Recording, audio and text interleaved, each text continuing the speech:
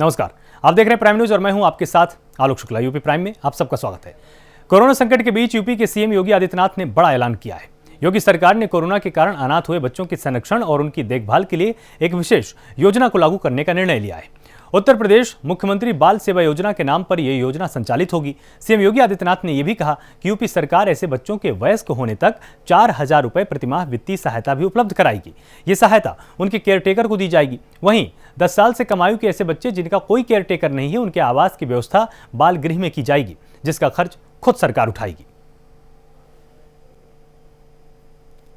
अनाथ हुए बच्चों के संरक्षण और उनकी देखभाल के लिए एक विशेष योजना को लागू करने का निर्णय लिया है।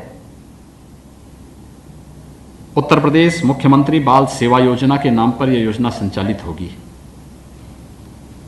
इसमें जिन बच्चों ने अपने माता पिता को अथवा लीगल गार्जियन को कोरोना महामारी के कारण खोया है, उन बच्चों के लिए यह योजना लागू होगी। इसमें गार्जियन या केयरटेकर से अनाथ होने वाले उन बच्चों की देखभाल के लिए राज्य सरकार ऐसे बच्चों को वयस्क होने तक, यानी जब तक वो बच्चे अपने पैरों पर खड़े होते हैं तब तक ऐसे बच्चों की देखभाल के लिए 4,000 रुपये प्रति बच्चा प्रति बालक या बालिका वित्तीय सहायता उपलब्ध कराएगी उनके गार्जियन को या उनके केयरटेकर को। दूसरा, 10 साल से कम आयु के ऐसे बच्चे जिनके गार्जियन या उनका कोई अभिभावक नहीं है, ऐसे बच्चों को प्रदेश सरकार द्वारा भारत सरकार की सहायता से अथवा अपने संसाधन राज्य सरकार के द्वारा जो संचालित हैं बाल गृह, उनमें उनके संरक्षण की व्यवस्था, उनके आवास की व्यवस्था होगी।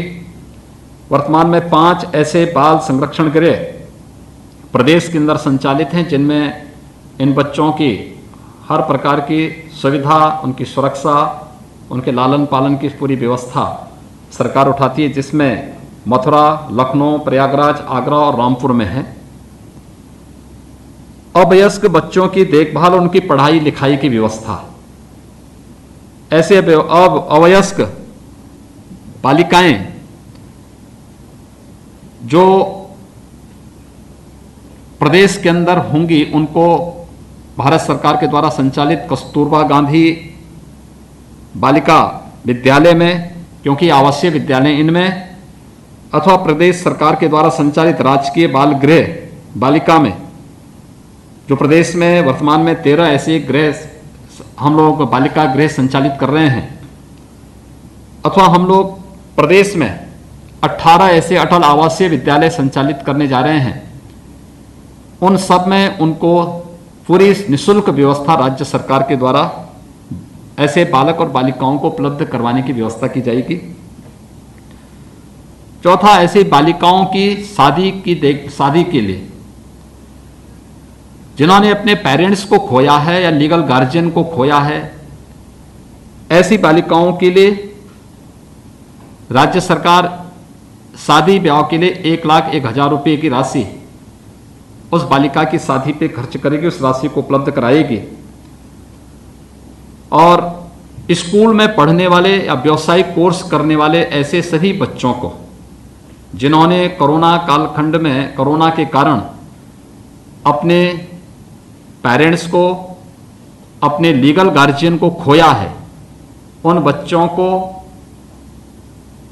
हम लोग प्रदेश सरकार की तरफ से लैपटॉप या टैबलेट की व्यवस्था भी उन बच्चों के लिए कराएंगे, जिससे कोरोना से उनका बचाव होने के साथ साथ ऑनलाइन शिक्षा के लिए उनको भी वर्तमान व्यवस्था के साथ जुड़ने का एक अवसर प्राप्त होगा।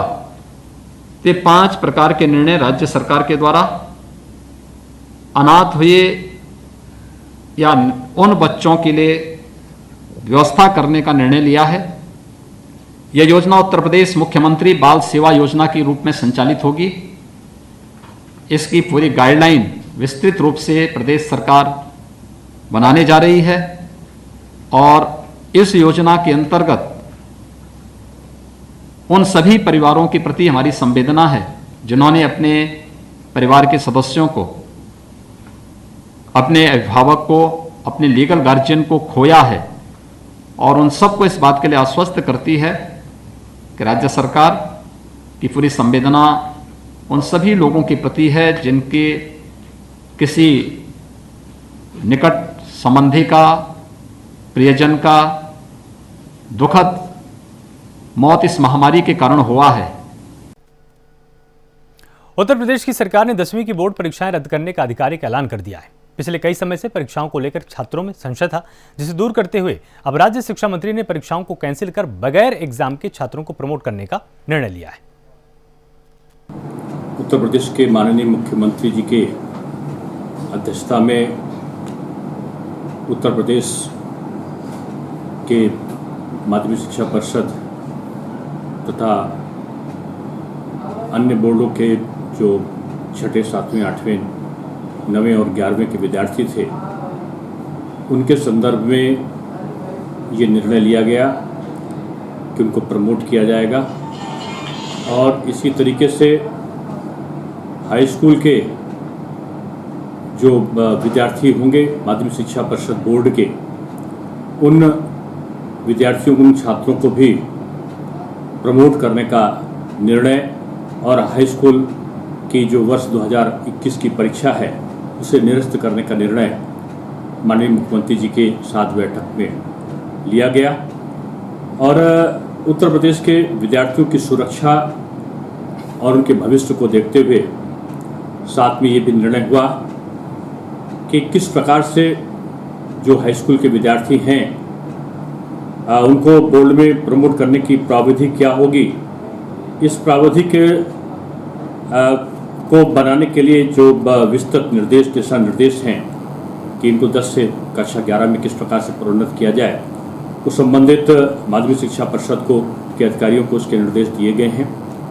इसी प्रकार से कक्षा 12 के विद्यार्थियों के लिए ये कहा गया है कि उनके परीक्षा के महत्व को देखते हुए, उनके भविष्य को देखते हुए और परीक्षा की उपयोगिता को देखते हुए ये निर्णय लिया गया कि जो इंटरमीडिएट में पढ़ने वाले जो हमारे विद्यार्थी हैं, जिनकी संख्या लगभग 26,10,316 के आसपास है, ऐसे विद्यार्थियों की जो परीक्षा है वो जुलाई के द्वितीय सप्ताह में, यदि सारी स्थितियां कोरोना संक्रमण की अनुकूल होती हैं, सामान्य होती हैं, तो भविष्य को देखते हुए इस बारे में द्वितीय सप्ताह में जुलाई के 12वीं कक्षा की परीक्षा को कराने का प्रयत्न किया जाएगा। साथ में ये भी निर्णय लिया गया कि जो 10 प्रश्न पूछे जाते थे एक परीक्षा में, उन 10 प्रश्नों में 5 प्रश्नों का चयन करना होता था, उसकी जगह इस बार 10 में से केवल 3 प्रश्नों का चयन विद्यार्थी को करना होगा। 3 घंटे की जो परीक्षा अवधि होगी उससे घटाकर 1.5 घंटा मात्र परीक्षा अवधि रखी गई है। साथ में ये भी निश्चय किया गया कि जो 10वीं के 29,94,312 विद्यार्थी हैं, उनको प्रोन्नत करने का प्रक्रिया क्या हो, ये इसका निर्णय आपस में पहले अधिकारियों की बैठक करके इसका तरीका तय किया जाएगा, उसकी घोषणा बाद में की जाएगी। और इसी प्रकार से आज ये भी निर्णय लिया गया कि जो कक्षा 6, 7, 8 की परीक्षा के संदर्भ में, जैसा कि बेसिक शिक्षा परिषद के द्वारा पहले ही उन्हें प्रोन्नत करने का निर्णय लिया गया था, जिन बोर्डों के द्वारा अन्य बोर्ड जो है माध्यमिक शिक्षा परिषद बोर्ड के अलावा उनमें निर्णय अगर नहीं लिया गया है बोर्डों के द्वारा, विद्यालय के द्वारा नहीं, तो ये जो निर्णय है, ये निर्णय सभी बोर्डों पर 6, 7, 8, 9, 11 की कक्षाओं में विद्यार्थियों को प्रोन्नत करने के संबंध में लागू होगा। उत्तर प्रदेश में जहरीली शराब से मौतों का सिलसिला लगातार जारी है। एक साल के अंदर छठी बार प्रदेश में जहरीली शराब ने लोगों की जिंदगियां छीन ली हैं। इस बार शिकार बना है अलीगढ़। यहां के 4 थाना क्षेत्रों में जहरीली शराब पीने से मरने वालों की तादाद अब 30 पर पहुंच चुकी है। इस मामले में अब तक 6 आरोपियों को गिरफ्तार किया गया है। यही नहीं, कई लोगों की आंखों की रोशनी भी जा चुकी है। डीएम ने घटना की मजिस्ट्रेटी जांच के आदेश दिए हैं और वहीं जिला आबकारी अधिकारी समेत 5 को सस्पेंड किया गया है। तो अब तक 6 आरोपियों को यहां पर गिरफ्तार किया गया है। आपको बताएं कि 2 मुख्य आरोपी अभी भी फरार चल रहे हैं और फरार आरोपियों पर 50-50 हजार रुपए का इनाम घोषित किया गया है। जिला आबकारी अधिकारी समेत 5 को सस्पेंड भी किया गया है। वहीं अलीगढ़ में शराब कांड के बाद अब मुरादाबाद में भी जिला प्रशासन ने आबकारी विभाग के अधिकारियों के साथ 6 टीमें बनाकर जनपद की सभी शराब की दुकानों पर जांच शुरू कर दी है। अधिकारी शराब की दुकानों का स्टॉक रजिस्टर से स्टॉक मिलाने के साथ ही देसी शराब के सैंपल लेकर उसे जांच के लिए अब भेज रहे हैं। तो अलीगढ़ शराब कांड के बाद हरकत में प्रशासन आ चुका है। मुरादाबाद में भी अब प्रशासनिक टीमों ने छापा मारा है और अधिकारियों के साथ 6 टीमें बनाकर लगातार जांच शुरू की गई।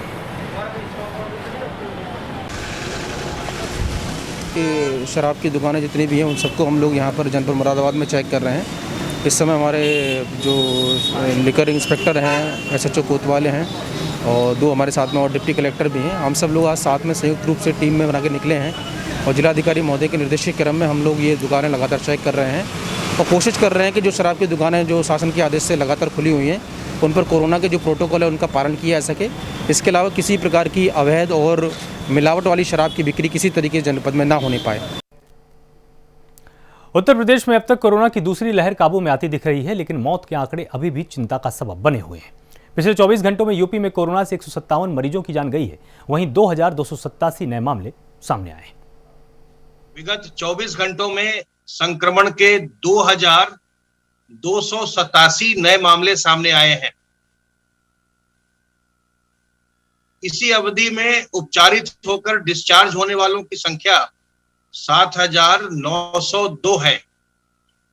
इस प्रकार अब एक्टिव इन्फेक्शन के केसेस की संख्या घट करके 46,201 रह गई है, जो हमारे पीक नंबर से 2,54,500 से भी ज्यादा है। 2,64,500 से भी अधिक है। कुल संक्रमण मुक्त हुए लोगों की संख्या बढ़कर के 16,21,743 हो गई है और रिकवरी का प्रतिशत प्रदेश में बढ़कर के 96.1% हो गया है।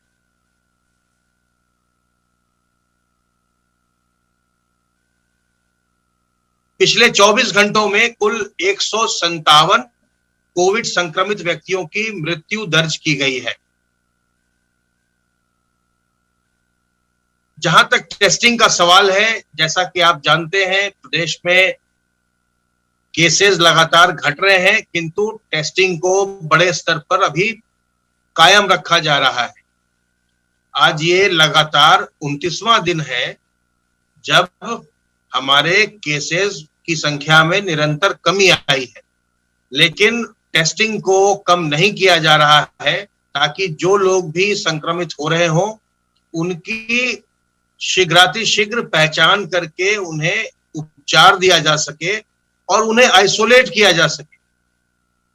पिछले 24 घंटों में प्रदेश में 3,30,289 सैंपल्स की जांच की गई है और इस प्रकार अब तक कुल मिलाकर के 4,87,56,628 सैंपल की जांच की जा चुकी है। कल जनपदों के द्वारा आरटीपीसीआर की जांच के लिए प्रयोगशालाओं को 1,39,489 सैंपल्स भेजे गए। इस समय हमारी ओवरऑल पॉजिटिविटी रेट 3.5% चल रही है, जबकि अगर हम केवल 24 घंटे की बात करें तो वो पॉजिटिविटी रेट अब घट करके प्रदेश में 0.8% है। अगर हम पूरे मई के महीने की बात करें तो मई के महीने में अब तक प्रदेश की पॉजिटिविटी की दर 5.5% रही है। कुल 46,201 एक्टिव इन्फेक्शन के केस में से 26,187 इस समय होम आइसोलेशन में हैं। कोरोना की दूसरी लहर को लेकर शासन प्रशासन अब सख्त है। दूसरी लहर को काबू करने में प्रशासन की अहम भूमिका रही है। वहीं हम बात कर रहे हैं सहारनपुर की, जहां कोरोना और ब्लैक फंगस को लेकर जिलाधिकारी ने अहम काम किया है और जिले को बेहतर बनाने में हर संभव कोशिश की है, जिसे लेकर प्राइम न्यूज ने सहारनपुर के जिलाधिकारी अखिलेश सिंह से बातचीत की है। तो मैं आज यहाँ मौजूद हूँ पश्चिमी उत्तर प्रदेश के सहारनपुर जनपद में, और यहाँ पर हम बात करेंगे, हमारे साथ यहाँ के डिस्ट्रिक्ट मजिस्ट्रेट अखिलेश सिंह जी हैं, उनसे बात करेंगे, उनसे जानने की कोशिश करेंगे कि किस तरीके के इंतजाम उन्होंने करे और किस तरीके से इसको कंट्रोल किया, और ताकि जनता में एक संदेश जा सके और जनता के जो सवाल जनता के हैं वो हमारे माध्यम से, प्राइम न्यूज के माध्यम से जनता के बीच में जा सके। ये सर आपका प्राइम न्यूज में स्वागत है। Thank you. सर मैं ये जानना चाहता हूँ कि जो कोरोना संक्रमण का ग्राफ एकदम बढ़ा था और उसके बाद जो बिल्कुल डाउन पे आया है, इसको लेकर आपकी क्या रणनीति थी? देखिए, इसमें जैसे कि भारत सरकार और उत्तर प्रदेश सरकार के निर्देश थे कि टेस्टिंग, ट्रेसिंग और ट्रीटमेंट ये मूल मंत्र है। कोरोना के संक्रमण को रोकने के लिए ये मूल मंत्र है। हम लोगों ने वृहद स्तर पर जो है लोगों की टेस्टिंग कराई, एंटीजन टेस्ट कराए, RT-PCR टेस्ट जो है कराया। उसके बाद टेस्ट में जो लोग पॉजिटिव पाए गए, उनके जो भी क्लोज कॉन्टैक्ट्स थे, उन क्लोज कॉन्टैक्ट्स को हम लोगों ने तत्परतापूर्वक ट्रेस किया और पॉजिटिव लोगों को, जो संक्रमित लोग पाए गए और जो लक्षण युक्त लोग पाए गए, उसको निगरानी समितियों के माध्यम से, अपनी RRT टीम के माध्यम से हम लोगों ने तत्परतापूर्वक 24 घंटे के भीतर उनको दवाई का वितरण कराया, दवाई की किट उनको उपलब्ध कराई, साफ सफाई की हम लोगों ने गाँव में सैनिटाइजेशन की व्यवस्था कराई, और जो कोरोना का प्रोटोकॉल था उस प्रोटोकॉल का सभी जो वर्ग थे, सभी वर्ग से हम लोगों ने उससे कड़ाई से जो पालन कराया। इस तरीके से जो कोरोना का संक्रमण है उसकी गति को प्रभावी रूप से यहाँ पर नियंत्रित किया जाए। बहुत बहुत धन्यवाद हमसे बात करने का, प्राइम न्यूज से बात करने का आपका बहुत बहुत धन्यवाद। परविंदर के साथ मैं आलोक तदेजा, प्राइम न्यूज सहारनपुर। मुजफ्फरनगर के एसएसपी अभिषेक यादव के नेतृत्व में शहर कोतवाली क्षेत्र की रोहाना पुलिस चेकपोस्ट पर चेकिंग के दौरान बाइक सवार 2 बदमाशों से पुलिस की मुठभेड़ हो गई। मुठभेड़ के दौरान बदमाशों की घेराबंदी करते हुए पुलिस की गोली पैर में लगने से 25,000 का इनामी बदमाश गुलबहार घायल हो गया, जबकि मुठभेड़ के दौरान घायल बदमाश का दूसरा साथी पुलिस को चकमा देकर फरार हो गया। वहीं पुलिस ने घायल बदमाश के कब्जे से 1 मोटरसाइकिल, 1 तमंचा और 4 कारतूस बरामद की। आपको बता दें कि घायल बदमाश के खिलाफ जिले में लूट, हत्या, गैंगस्टर, चोरी जैसे 12 से ज्यादा संगीन केस थानों में दर्ज हैं।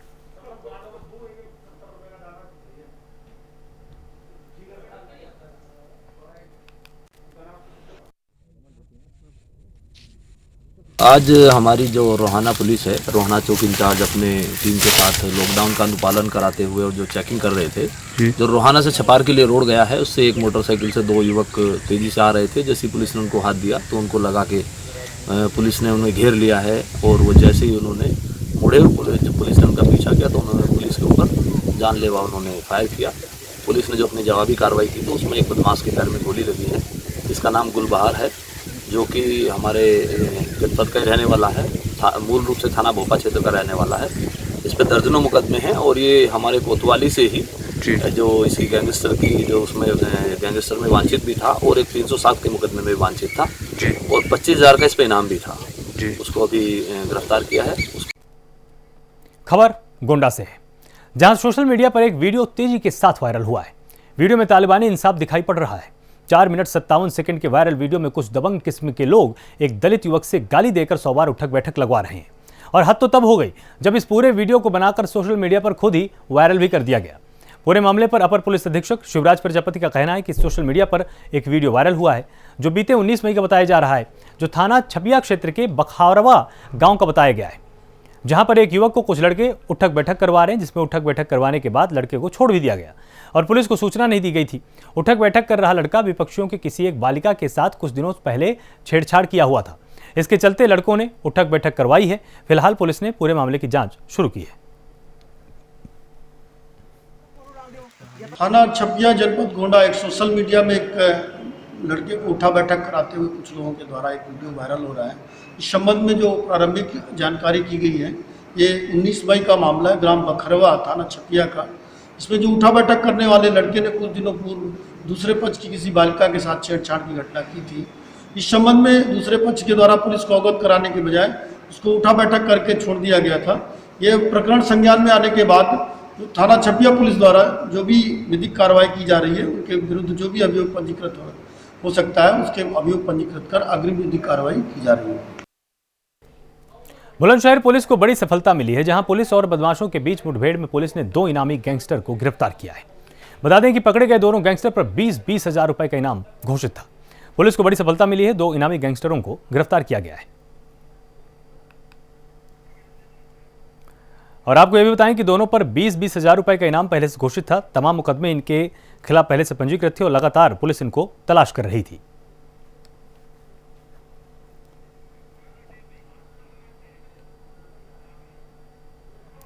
ग्रेटर नोएडा के दादरी में एक युवक ने डॉक्टर पर चाकू से अचानक हमला कर दिया। युवक ने डेंटल क्लिनिक में घुसकर डॉक्टर पर इस तरह से हमला किया है। हमले में डॉक्टर गंभीर रूप से घायल भी हुआ है। इसके बाद घायल डॉक्टर को नजदीकी अस्पताल में भर्ती कराया गया। वहीं मौके पर पहुंची पुलिस मामले की जांच कर रही है और जल्द ही पूरी घटना का खुलासा करने का दावा किया गया है।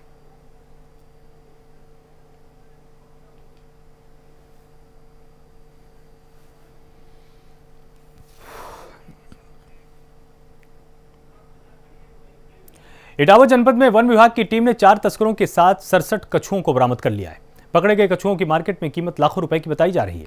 वहीं इस मामले में वन विभाग के अधिकारी प्रभागीय निदेशक संजय सिंह ने जानकारी देते हुए बताया कि यमुना नदी के किनारे कुछ लोग कछुआ को पकड़ रहे थे।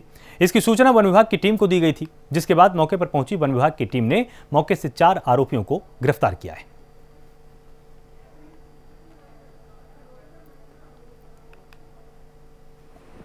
सरसठ कछुए पकड़े गए हैं।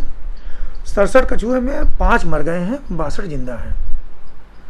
एक्चुअली लोग कलेक्ट वन डे में कलेक्ट होते नहीं, ये लोग फुटकर कलेक्ट करते हैं। इन लोग कलेक्ट कर रखने में जैसे भी इन लापरवाही किए होंगे, 5 कछुए से मर गए हैं। और ये पिलुआ महाराज मंदिर के पास ये पकड़े गए हैं रात में। कितने आरोपी गिरफ्तार हुए? 4 आरोपी गिरफ्तार किए गए हैं। इसमें 2 तो अभ्यस्त मुलजिम हैं जो पहले भी हमारे विभिन्न केस में वांटेड हैं। एक जगदीश और एक सदानंद, नहीं जगदीश और C2 ये विकलांग है। C2 ये पहले भी लोग गिरफ्तार किए गए हैं। पर इंजीनियर ने गालियां और धमकी देने के मामले में गाजियाबाद पुलिस ने गिरफ्तार किया है। आपको बता दें कि राकेश टिकैत को जान से मारने की धमकी देने वाला और व्हाट्सएप पर अश्लील मैसेज भेजने वाला आरोपित पेशे से इंजीनियर भी है। तो गाजियाबाद में राकेश टिकैत को धमकाने वाला आरोपी गिरफ्तार हो चुका है। व्हाट्सएप पर इसने गालियां भेजी थी और आरोपी पेशे से इंजीनियर है।